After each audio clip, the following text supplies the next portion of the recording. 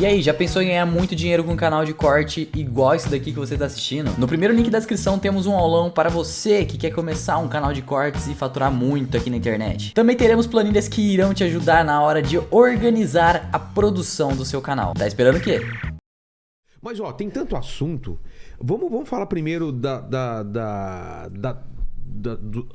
antes do caso de família, né? Eu queria saber tua formação. Você era criança, você queria ser o quê? Você tá fazendo o que você sonhou ou meio foi um acaso? Não, eu gostava de psicologia, eu já fazia terapia, porque eu tinha muito ciúme do meu irmão. É? Muito Só você e ciúme ele? do meu irmão. Meu irmão já morreu. Mais velho já ou mais faleceu, novo? era mais velho. Tá. E tinha paralisia cerebral. Nossa. Então, todos os cuidados eram pro meu Claro. irmão. Né? E você não mas entendia até quando eu era criança, entender, ele era 3 anos mais velho, até eu entender, eu tinha um sofrimento emocional. E eu sempre reconheci o sofrimento emocional como sendo pior do que qualquer dor física. Porque a gente fica, desde menina... Te paralisava assim? Nossa, eu chorava muito. Sabe, a minha mãe, ele ficava na ACD o dia inteiro, era semi-interno naquela época, né? Ele morreu em 2000. 2000, tá. Em 2000. E a minha mãe era professora dele, voluntária. Ela ficava o dia inteiro com ele. Legal isso. Com ele. E eu fui criada pela minha avó, pela mãe da minha mãe. Você não entendia por que minha mãe não tá aqui? Não entendia. E a minha avó era boa avó, mas não era carinhosa, né? A minha mãe chegava exausta, ainda tinha que dar banho, dar comida, para dormir. Ele tinha convulsões. Então, era muito cuidado que tinha que ter com ele. E eu não entendia, porque para mim ninguém fazia nada. Por isso que eu tinha uma coisa com meu pai, porque meu pai, sim, me pegava no colo, filhinha, aquela coisa toda. Mas né? você entendia, você via seu irmão, assim... Comecei a entender Começou já. a entender, né, e aí... Na adolescência, óbvio. E aí... Todo mundo vestiu a camisa, todo mundo ajudava. Mas ele era a prioridade total, claro. né? Eu sempre falo para quem tem filhos especiais, nunca esquecerem dos filhos que não tem nenhum problema, porque a gente fica um pouco... A gente entende o que está acontecendo, óbvio, né? Mas a minha mãe, ela tinha uma coisa assim: mãe, eu tô com dor tô com dor nas costas. Você nem tem costas. Eu acho que ela não aguentava mais pepino, sabe? Mais problema, mais queixa. E é outra geração também. A nossa geração, a geração que tá vindo, cada vez tem mais informação. Eu lembro minha mãe também, que ela veio aqui, ela não fala, mas ela era só na chinelada. Na época dos meus pais era chinelada. Hoje em dia a gente bate não, mas porque é outra geração, né? Minha mãe, tinha 2 trabalhos também, chegava cansada em casa, você imagina. Não, a gente entende tudo isso, mas a gente sente faltas. Sente. Né? Tem coisas que deixam lacuna assim. E a gente vai, é o que você falou mesmo, né? Eu não lembro o dia, mas eu me lembro o momento, eu não vou te falar com quantos anos, mas que eu comecei a entender assim, minha mãe faz isso porque ela trabalha bastante, eu não vejo meu pai porque ele chega de madrugada, à noite também porque ele trabalha, porque no começo você só sente raiva e, por quê? Você só sente o abandono. Exatamente. Né? Você se sente rejeitado. Mas quando você entende, parece que te aproxima mais dos seus pais, né? E você começa a não querer aproveitar mais os momentos, porque quando você tá chateado, mesmo quando você tá junto, você tá meio chateado e parece que mesmo quando eles estão tentando te dar carinho, você tá, mas agora... Você... Então, mas o meio, a maneira que eu encontrei foi cuidar também, né? E eu cuidei do meu pai doente, cuido da minha mãe doente, cuidei do meu irmão, porque eles já estavam mais velhos, também não aguentavam, e cuido das pessoas, eu desenvolvi o cuidar. Quando que aconteceu isso? Foi quando você entendeu ou demorou mais um pouco de tempo? Não, porque aí eu já entrei na faculdade com 17 anos. Então, eu sou psicóloga desde sempre. Nunca quis ser outra coisa, então? Desde que você decidiu? Sempre gostei. Putz, que legal. Fazia terapia, gostava muito de terapia. Então, começou eu a fazer falei, terapia eu quero fazer isso. Eu não tinha nem 15 anos ainda. Mesmo? Tem vários tipos de terapia, assim? Como que é? Tem psicanálise, né? Terapia tem várias linhas terapêuticas, né? Então, tem a comportamental, tem de Moreno, psicodrama, tem várias. E você seguia mais alguma? Ou você estudou... Você sai da faculdade que você sai com diploma, mas você não sabe nada. Você vai aprender depois, né? É na prática mesmo? É na prática. O que eu fiz? Eu montei consultório, né? E aí eu tinha uma amiga mais velha que eu, que é minha comadre. Ela faleceu agora de Covid, mas era minha comadre, batizou minha filha. Tínhamos uma amizade da vida toda, ela era amiga dos meus pais e ela era psicóloga. Então ela falou: não, você vai, nós vamos ficar no mesmo consultório, você atende e aí você vem para supervisão. Olha, então você já Então teve... ela me deu uma força, já entendeu? teve um empurrão inicial, que Porque é o você importante. tem mil dúvidas Claro. no início. Como é que você pega a prática? É. Sabe? E o ser E não humano, a pode errar, é cabeça isso que do eu ia outro falar. ser humano Imagina não você é, errar. né? Cada caso é um caso, né? Nossa, e cada É caso. mesmo? O que você lembra, assim, do começo, assim? Como que foi? Ai, olha, tanta coisa. Eu lembro de um pedófilo que aí realmente eu não consigo Putz. atender. E aí, como Aí que você eu- atende Eu um atendi, caso assim? eu ouvi toda a queixa dele e o meu compromisso é tratá-lo, É. porque ele está buscando ajuda, né? Mas aí conforme vai falando, que eu não consigo. Pega, né? Não tem como você não se envolver. E eu respeito muito os meus limites. O que eu não dou conta de fazer, eu realmente não faço. Mas num caso como Aí eu esse, atendi, aí eu passou por passei outra para uma profissional. colega. Mas como que faz num caso desse? Porque ele pode ser um criminoso se ele fizer o que ele deseja fazer. Como você faz? Você tem que avisar a polícia? Você... Eu não continuei a ter, como eu não atendi, mas eu iria consultar o conselho para ver porque- que atitude eu teria que tomar. Porque vamos supor que ele fale, eu vou fazer tal Exato. coisa. Porque enquanto Como estiver é que no você campo do eu dorme? tenho vontade, Ou eu fiz, né? ou eu fiz, exatamente. Agora, se você a pessoa tem que... fala o que vai fazer, é como se estivesse te confessando. Porque ao mesmo tempo tem o lance do sigilo e ao mesmo Tem tempo o tem o lance de sigilo. caso de polícia. E aí? É, então. É um caso de polícia, Então, né? como eu não consigo Eu não conseguiria atender, também, não. Não conseguiria, porque com criança é uma coisa que pega muito, né? Ai, olha, criança, idoso, É, criança, animal, idoso, judiado. é. Tem coisas que realmente, eu acho que Tem um limite, né? Que eu você vou falou. no meu limite. Eu atendo qualquer coisa, mas coisas assim, sabe? Que Que logo judia. no que começo já apareceu isso, então. Não, eu já estava há um tempo aí, né? Mas no começo era assim, atendia já depressão, hein? E, Há quase 40 anos e é o atrás. mal mesmo dos tempos atuais, a depressão? Crianças com depressão. Criança? Tem muita depressão? Sim, sim. Muito suicídio por conta da depressão. Agora, também eu vejo uma sabe? Por exemplo, tudo você toma um medicamento. Tá medicando muito antes de Os tentar sentimentos. outros... Não, Ah, os sentimentos. Ah, as pessoas Ninguém estão se mais quer ficar anestesiando. triste. Exato, eu sinto isso.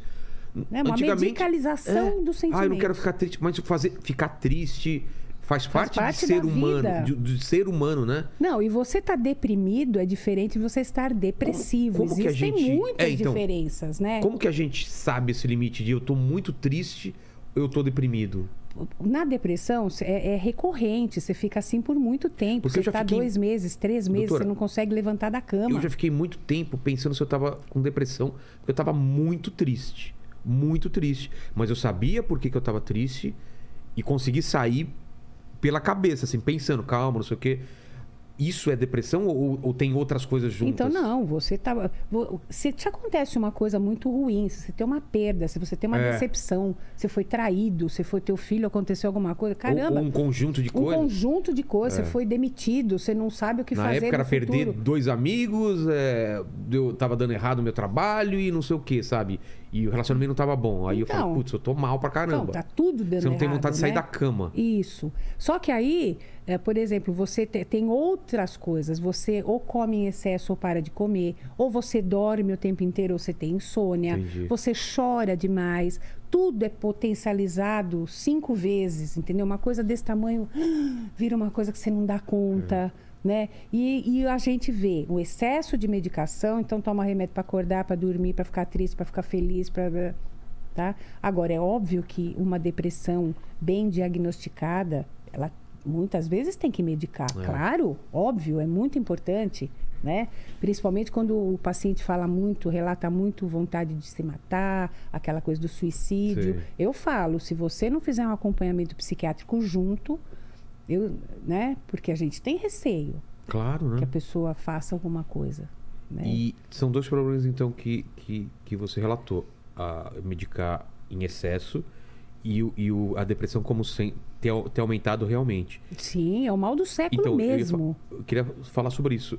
Tem a ver com rede social, com as pessoas estarem mais voltadas para um celular, para um computador e ter acabado um pouco a nossa... Aquela coisa de a gente viver em sair para beber, aí vem a pandemia também, que ajuda a isolar mais as pessoas. Tem a ver com isso também? Pouco? Olha, o número de atendimentos meus triplicou na pandemia. Porque as pessoas tinham muito medo de morrer e muito medo de viver.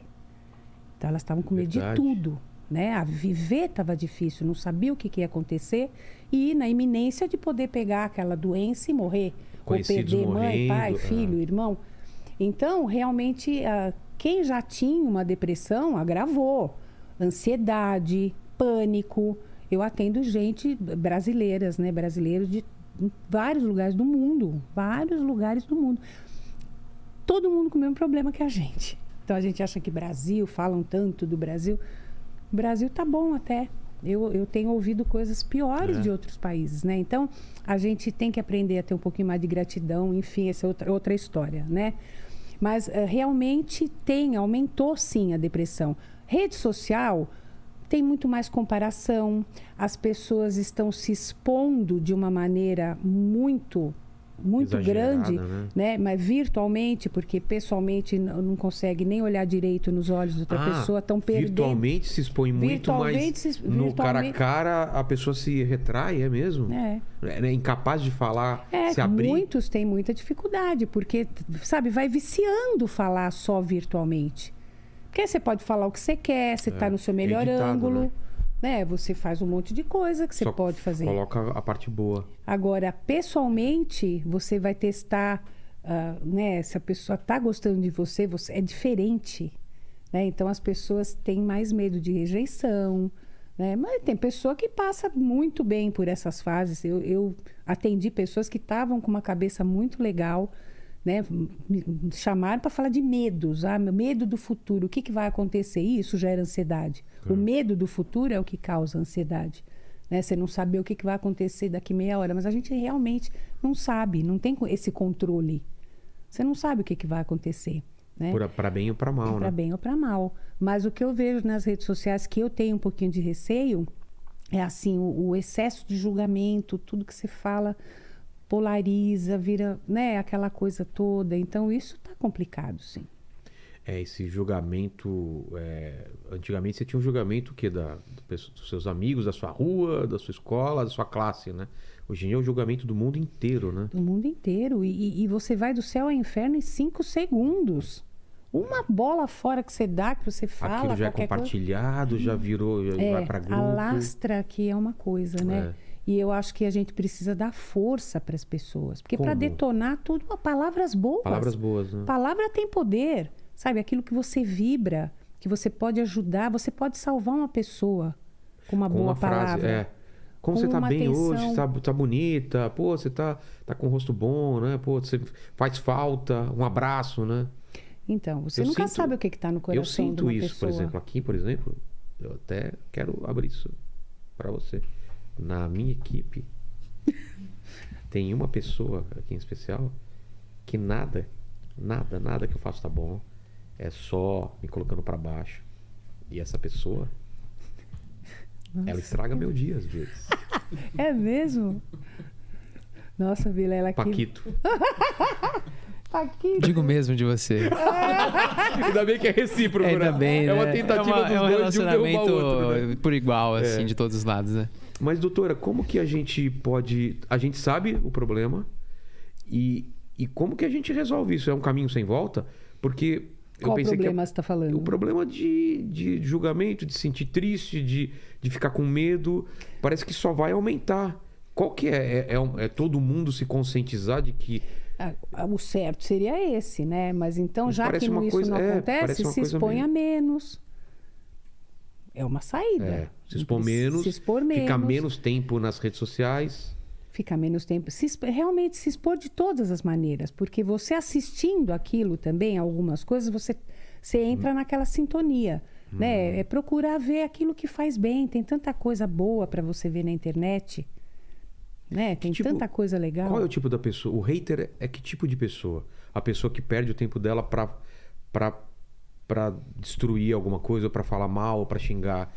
O que tipo de problema tem? Eu acho que ninguém é obrigado a gostar da gente, Sim. não é? Mas a pessoa não gostou, por exemplo, se eu vejo alguma coisa que eu não gosto, eu fico quieta. Muda de eu canal, mudo de canal. é. Quando falam do Caso de Família, nossa, você participa daquele programa, que bosta. Eu falo, inventaram uma coisa que chama controle remoto. Você aperta, você vai para outro canal. Também não entendo. Tem gente que assiste todo o programa aqui e reclama todo o programa. Fala, querido, você acha que você gosta desse programa, né? Não é? Então, se a pessoa não gosta de alguma coisa, pode até dar um toque. Me dão toques, que eu acho muito legal. Quando não é mal educado, né? Né? Pô. Por exemplo, teve um vídeo, né, Taizinha, que eu falei, mas isso denigre a imagem. Ó, doutora, não usa Esse essa termo, palavra, tal, não é é. legal. Achei show, né?